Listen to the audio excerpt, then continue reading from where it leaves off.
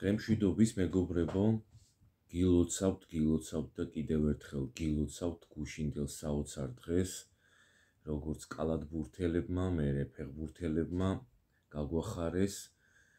Რა თქმა უნდა, კალათბურთი ძალიან დაძაბული იყო, ვინც უყურეთ და უბრალოდ მინდა ვთქვა, როგორ არ ველოდი, უკვე ამაზე აღარ მინდა საუბარი, მე ვთქვი, რომ ერთი 20 ქულით წავაგებდით, იმიტომ რომ ასე იყო მეგობრებო, ჩვეულებრივად მოლოდინი და თვითონ საფრანგეთიდან გამომდინარე, მაგრამ რა მოხდა? ой, საოცრებავ, მოხდა უდიდესი სენსაცია, ალბათ დამეთანხმებით, იმიტომ რომ ერთპიროვნული ლიდერი ამ შეხვედრაში იყო საფრანგეთი და ეს არის ფსიქოლოგიური მომენტი და მეტი არაფერი, რომ წნეხი რო არ ქონდათ ჩვენს კალათბურთელებს, რო ითვლიან უხეშად უნდა ვთქვა, ფეხებზე რო ეკიდათ, ესე ლაღად გამოვიდნენ და მოიგეს. როგორც კი ჩვენს ნაკრებს რამე წნეხი აქვს, რამე ვალდებულებითი ფორმა ეკისრება, რომ უეჭველი უნდა მოიგოს და არ გამოდის რა, დავაკვირდი კიდევ ერთხელ და დავწმუნდი, რომ არ გამოდის. ესე ლაღად რო გამოვლენ, დასტურია იმის, რომ შენგელია იყო ფანტასტიკური გუში. მე მას ნერვიულობა ამ თამაშზე საერთოდ ვერ შევატყრე და რა უქნა მეგობრებო, რა ჯარიმებს იღებდა და როგორ ექცეოდა საერთოდ, ხო? ყველაფერი გამოსდიოდა. იმიტომ რომ ესე ლაღად იყო, წნეხი არ ქონდა, დააკვირდებოდი სადღაც სხვა თამაშებში, როცა ნერვიულობდა, რომ არ გამოსდის თამაში რა. რაღაც მეტი პასუხისგებლობა და ასე შემდეგ, წნეხი როცა აქვს კალათბურთელი იქნება თუ ფეხბურთელი, მოკლედ არ გამოდის რა, კარგად თამაში და მით უმეტეს ჩვენი კალათბურთელების ამბავი ესეა. ამიტომ 10 ქულით მოუგეთ, ბოლომდე არ მეჯერა მეგობრებო, 10 ქულით მოუგეთ, მეთქი მეჩვენება, ეხა აურევენ და ესეთი სტაბილური ჩვენი ნაკრები არ მახსოვს, არ ვიცი თქვენ როგორ, მით უმეტეს ესეთ გადამწყვეტ თამაში და ესეთი წნეხის ქვეშ უნდა ყოფილიყვნენ, ხო? მაგრამ არა, ესე პირველი მეოთხედი მოვიგეთ, მეორე წავაგეთ, მესამეც მოვიგეთ, მეოთხეც მოვიგეთ. ერთადერთი წავაგეთ მეორე მეოთხედი, მაგრამ ვინჩივის მეგობრებო, იყო რა თქმა უნდა ბევრჯერ გათანაბრება, მაგრამ ძირითადად სულ ვიგებდით. და საოცრება ჩავიდინეთ, ეს სენსაცია ჩავიდინეთ, კიდევ ერთხელ გილოცავთ მეგობრებო და მე თუ მკითხავთ, რა თქმა უნდა, ახლა ესე აღარ ვფიქრობ, რომ 20 ქულით უნდა წავაგოთ ფინეთთან, მაგრამ იქნება უდაძაბულესი თამაში, იმიტომ რომ ძალიან მაგარი ჩამყრელები ყავთ ფინელებს, მარკანენი რადღირს მარტო ეს არანორმალური ადამიანი, სნაიპერი, ზუსტად იგივე და უფრო მეტი სილაღით უნდა გამოვიდეთ. რა არის მეგობრებო რა, არც ერთ თამაში რო არ გამოგვივიდა მიახლოებით სამქულიანების სროლა, გუშინდელ თამაში, ჩვეულებრივი სნაიპერები იყვნენ ჩვენები და როგორ წაგვადგა, ხო, რა თქმა უნდა, სამქულიანები არის თამაშის გადაწყვეტა. როცა ორქულიანები არ გამოდის და მით უმეტეს სამქულიანები უფრო არ გამოდის ხოლმე, არა მარტო ჩვენთვის, ბევრ სხვა გუნდსაც არ გამოსდის, მაგრამ გუშინ მიდიოდა ლიწინით.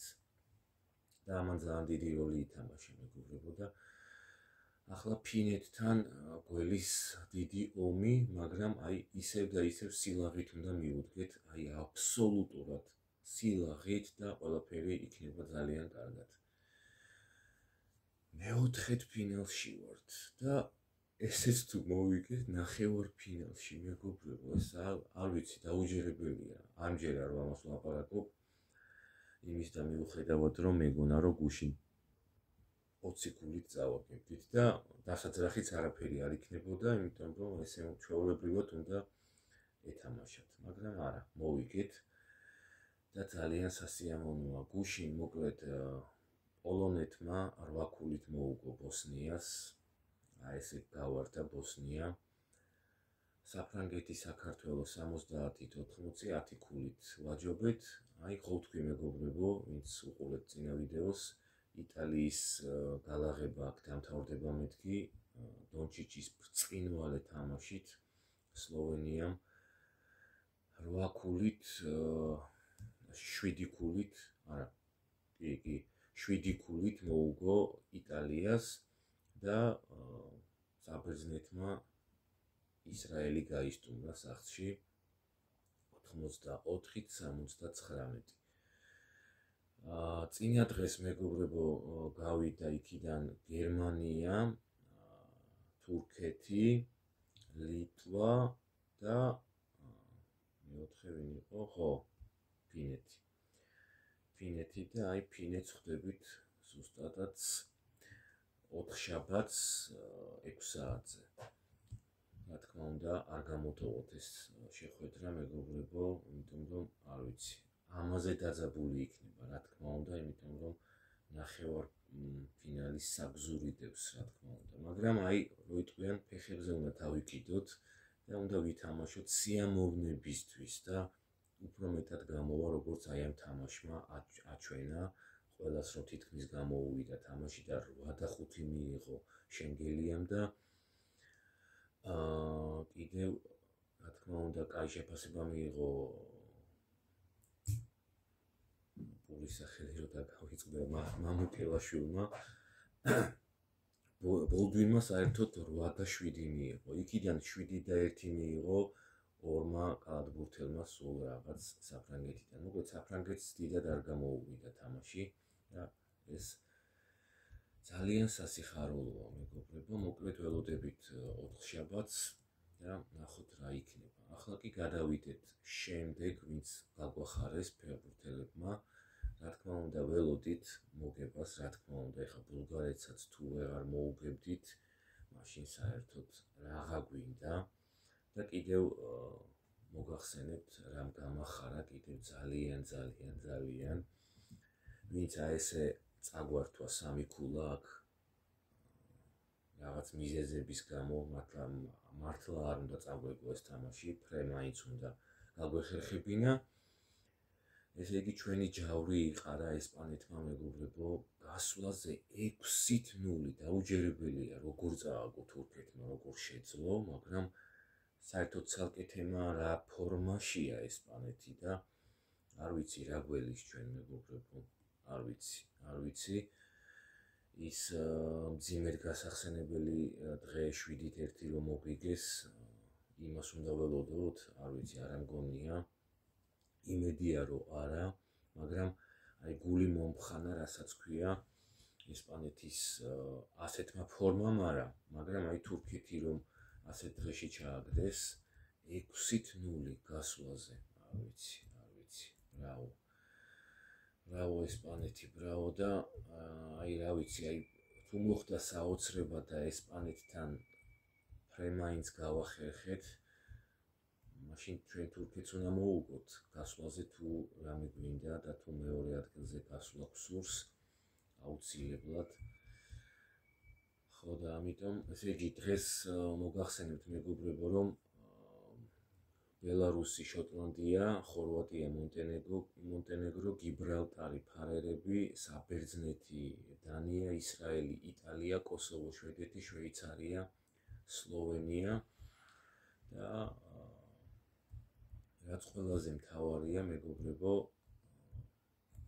აი რაღაც ცვლილებები აუცილებლად საჭიროა ჩვენს გუნდში აუცილებლად და ეს ცვლილება გუშინ იყო კაშიას ჩანაცვლება აზაროვით და რა თქმა უნდა ლოჩოშვილი, რაც ძალიან ბევრი ადამიანი ამას ამბობდა და რა თქმა უნდა ვეთანხმები, რომ ცენტრში შემოიწია ლოჩოშვილმა და გარემარბად იყო აზაროვი. რა თქმა უნდა, ეს ასეც უნდა ყოფილიყო და აუცილებლად მაინტერესებს მეგობრებო, რას ფიქრობთ, რას ფიქრობ ფინეთთან ჩვენი კალათბურთელების შანსებზე და 11 ოქტომბერს იქნება ჩვენთვის შემდეგი ტური ფეხბურთში და აუცილებლად მოგებაზე უნდა ვიფიქროთ. აუცილებლად, იმიტომ რომ სხვა შანსი არ აქვს მეგობრებო თუ მსოფლიო ჩემპიონატზე გვინდა გასვლა. რაც შეეხება გუშინდელ თამაშს, ეხლა რომ მიტყვიან ციდან ვარსკვლავები ვერ მოვწყვიტეთ, მაგრამ რა თქმა უნდა ესე უნდა ითამაშოს კვარამ 3 ყვითელი აკიდა თუ 2 თუ არ ვცდები. ძალიან კარგად ითამაშა კვარამ.